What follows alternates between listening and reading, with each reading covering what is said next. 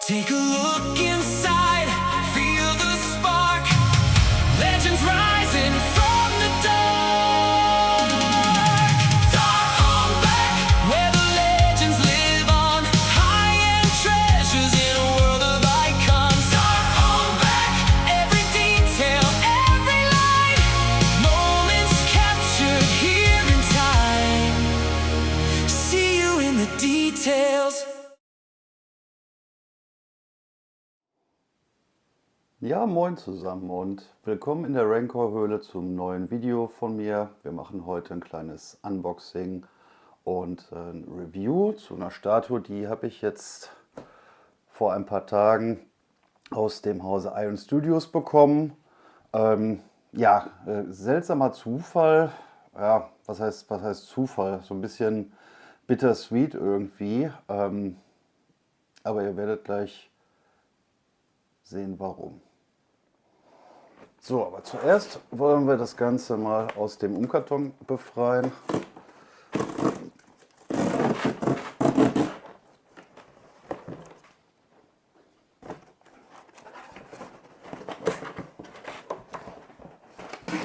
Gut verpackt.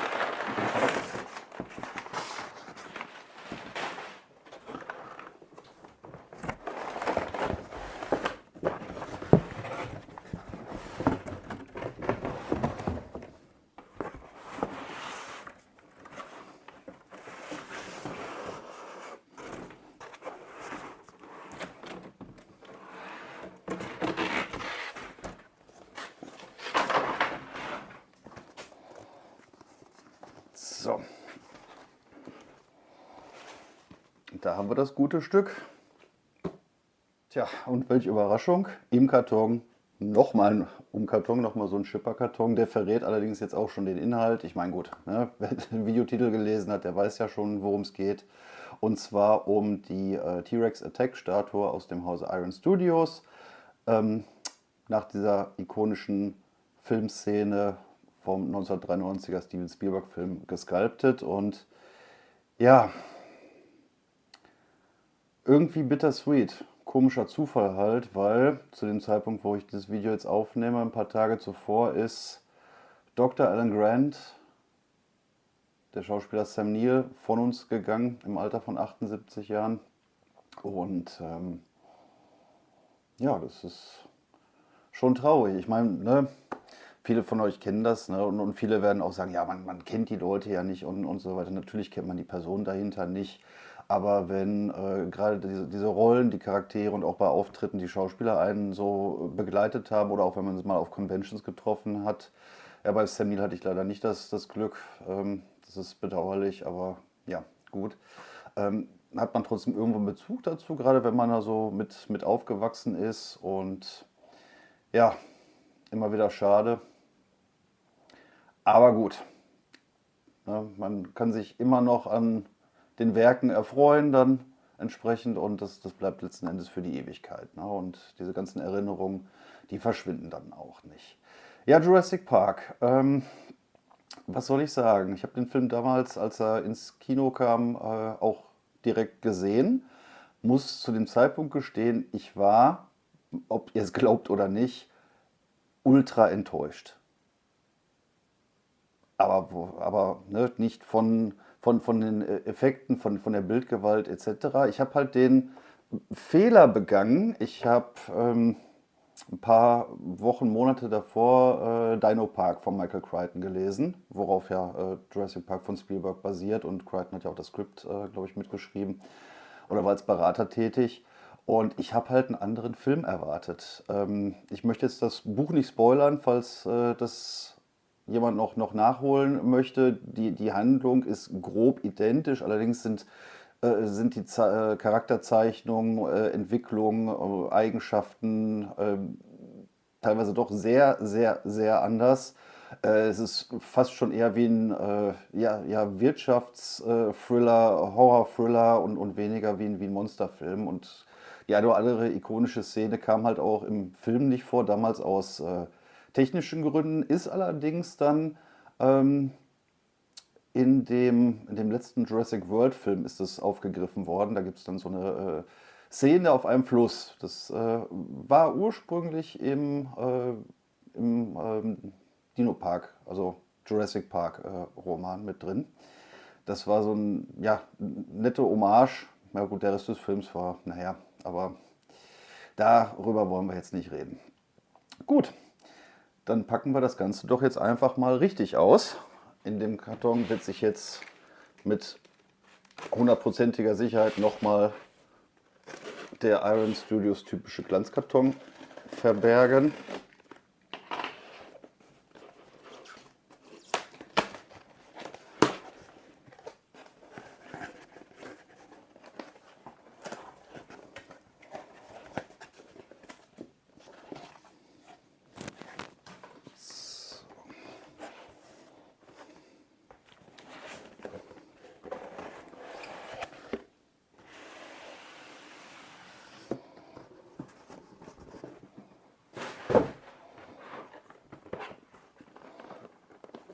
Und da ist da auch schönes Artwork da drauf.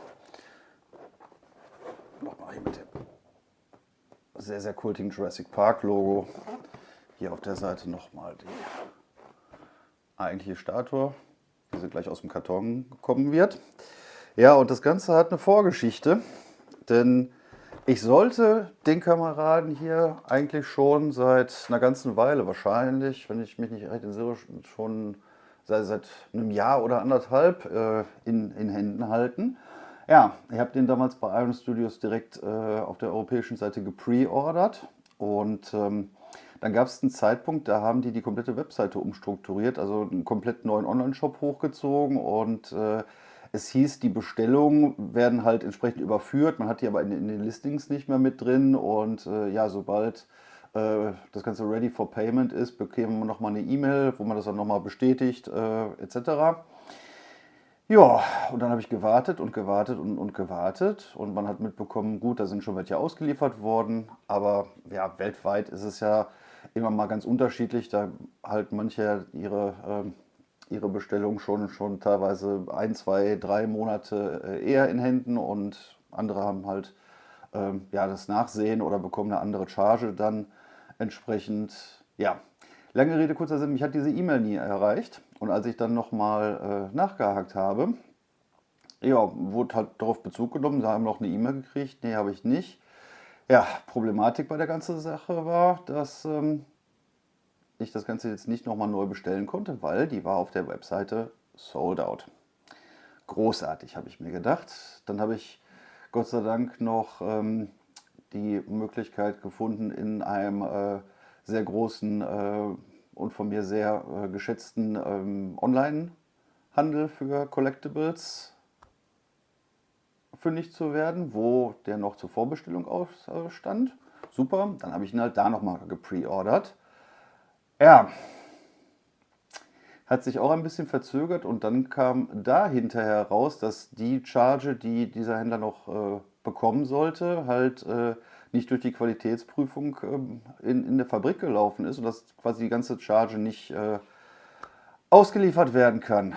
Ja, und das wäre halt die einzige Charge, die noch übrig war, bevor das Ganze in die, ja, in die Sold-Out-Schiene gelaufen ist.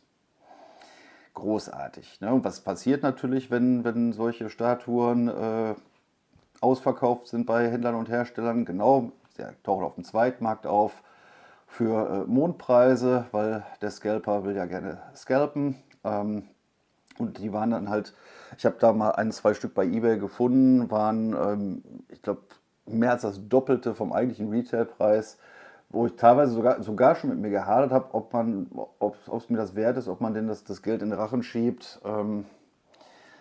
Ja, habe ich dann sein gelassen, weil das war es mir nicht wert und ich will sowas auch nicht unterstützen. Ich dachte mir, gut, okay, beobachtete das mal, der eine oder andere private Händler oder Mensch wird vielleicht sich da mal von dem guten Stück hier trennen wollen und ja, dass man dann ja, einen vernünftigen Preis bekommt. Ne? Vielleicht nicht so wenig wie zum eigentlichen Release, aber wenigstens was noch irgendwo vertretbar ist. Und dann allerdings gegen Ende letzten Jahres war auf der Seite von allen Studios und beim einen oder anderen Händler war der auf einmal wieder gelistet mit einem Release, ich glaube zweites Quartal diesen Jahres oder Juli bis August oder wie auch immer. Ja, und ja, wie gesagt, da war das Ganze auch wieder bei Iron Studios direkt vorzubestellen. Dann haben wir dem Ganzen nochmal eine zweite Chance gegeben. Ja, und jetzt, nach einer kleinen Odyssee oder Wartephase, ist das gute Stück jetzt doch endlich bei mir eingezogen. Und jetzt machen wir uns mal an die Glanzbox und schauen uns den jetzt mal an.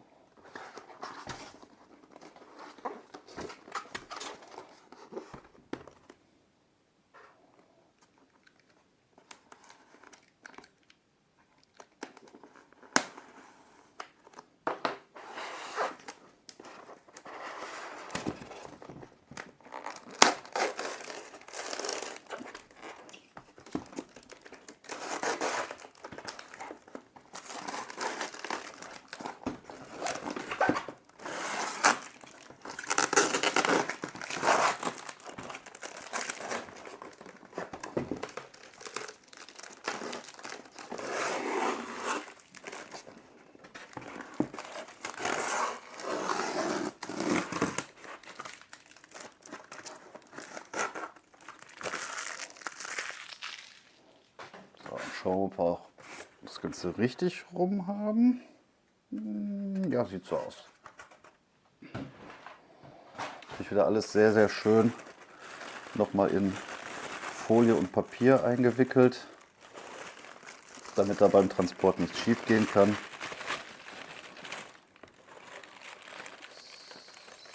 So, auch nochmal Styroporecken da drin, wie man hier sieht, aber dann befreien wir das Ganze erstmal.